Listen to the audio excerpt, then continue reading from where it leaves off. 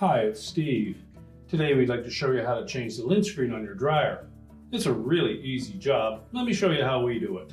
Now to do this repair, we're simply going to open the dryer door up. We'll remove the old lint filter assembly. Simply depress that tab, tilt it forward and lift it out, and you can discard the old one.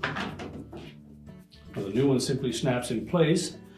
But a point that you want to remember is when you clean this lint filter, as you remove it from the dryer, you can flip that over and just squeeze the back portion of that, and you can hinge that open to clean the lint out of that chamber. You can also wash that lint screen using warm soapy water. Make sure it's completely dry before you put it back into the dryer.